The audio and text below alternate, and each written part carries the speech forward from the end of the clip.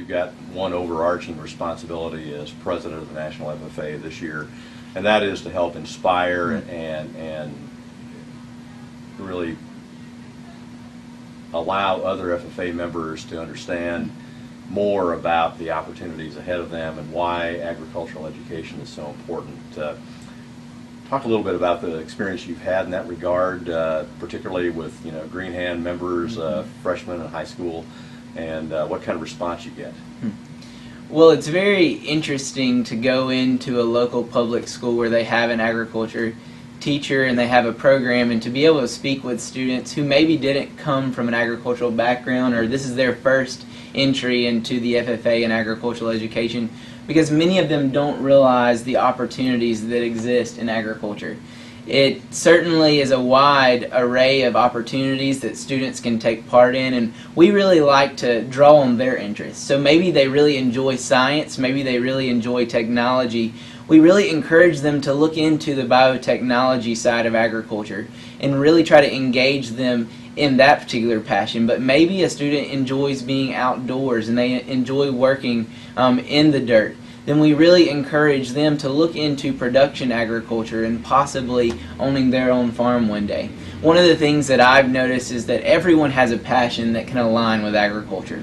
We just have to find a way to make that connection for those students and to encourage them to see the value in agriculture, because that is my role for the year, is just to make sure that we're inspiring students to look for ways that they can play a part in this industry.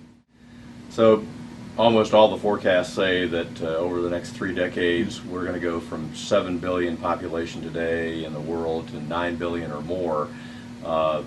That kind of demand, pressure, and expectation of society around the world says that we in agriculture have got to keep doing better and better with more and more amazing discoveries, and all that is dependent on us having really inspired leaders like yourself and fellow scientists and workers that come together that continue to allow agriculture to progress. So thank you for your commitment to leading the FFA, and again inspiring that hundreds of thousands of other members of your organization to understand that really the sky is the limit. And to that, Mr. Vroom, thank you so much for CropLife America's investment in the National Officer Team and also the FFA members across the country. One of the things that we live by is the FFA Creed, and in the beginning it says, "I believe in the future of agriculture with a faith born not of words but of deeds."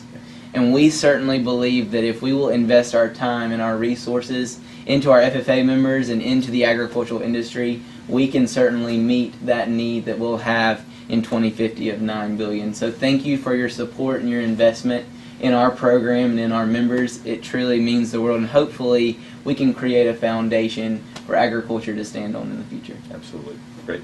Thank Good you, luck. sir. Yes.